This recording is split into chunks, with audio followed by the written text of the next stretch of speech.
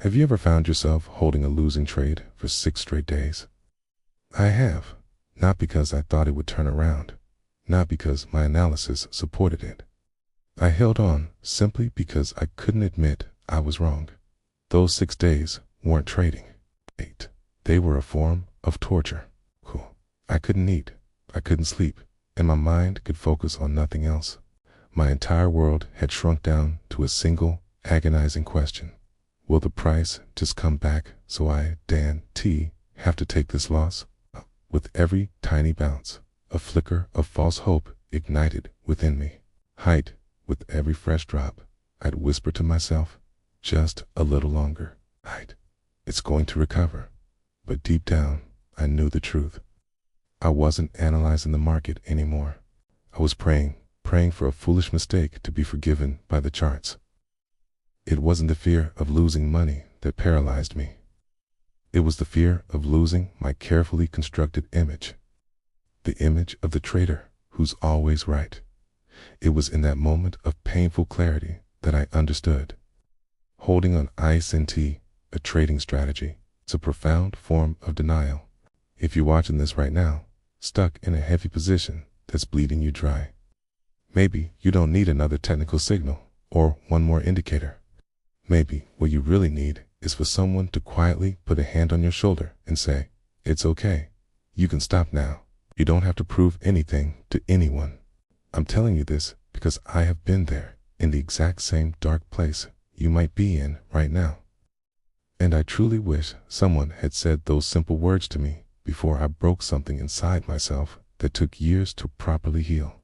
The raw truth is, I didn't blow up my account because of bad analysis. I blew it up because of pride.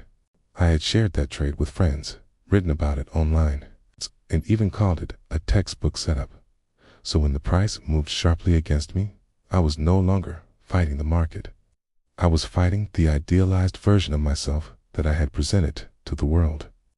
I tried to rationalize it, telling myself it was just a temporary pullback. I repeated the mantra, trust the process. But in reality, all I was doing was defending my fragile ego. When I finally, inevitably, closed that position, I didn't feel relief. I felt a profound emptiness. It wasn't because of the money I had lost, but because I realized how completely I had betrayed my own peace of mind just to look strong in front of people who probably did and to even care that much. After that disaster, I didn't place a single trade for 2 weeks. I cleaned my entire desk, clearing away the clutter. I sat with a blank page and wrote down 4 words that captured the real loss. I have lost myself. It wasn't my money that was gone. It wasn't the trading position. It was my freedom. That's when I learned a lesson that no strategy book had ever taught me. You do unhold a losing trade because of the charts. You hold it because of your ego. We all enter the market with a driving reason. For some, it's the pursuit of wealth. For others, it's the dream of freedom. For me, it was a desperate need for validation. I wanted to prove something, that I was skilled, that I was right, that my opinion mattered. And that deep-seated need is what makes cutting losses so incredibly difficult. A trade ceases to be just a number on a screen.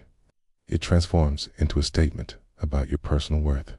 When the market moves against you, it feels like it's delivering a personal judgment. It's whispering, you're not good enough. But here is the honest truth I had to learn. Holding on to a losing trade is often just your wounded ego asking for a hug. We don't hold because of the money.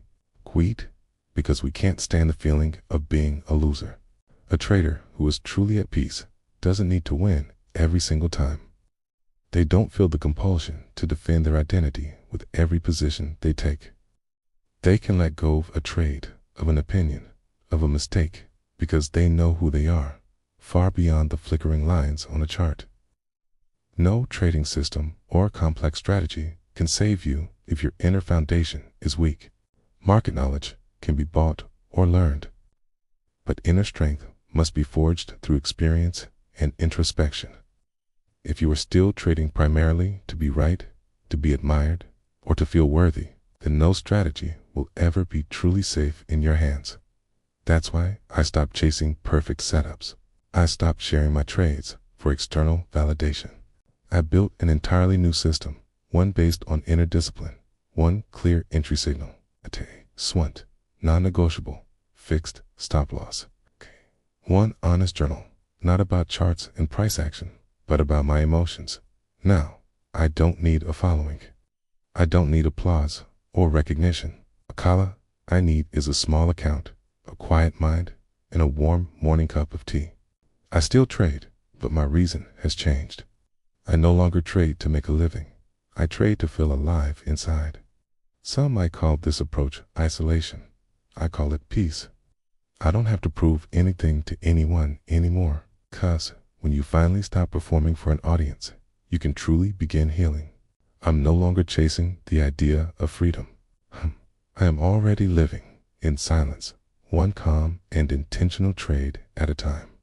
So, if you are still holding that painful, losing position, I want you to ask yourself one simple question. If I did unfeel the need to prove that I am right, would I still be in this trade? If the answer is no, then you already know what you need to do. Let it go.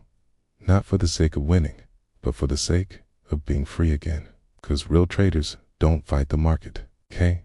They master the difficult, but essential art of releasing what no longer serves demand. That includes the parts of themselves that can stand to lose.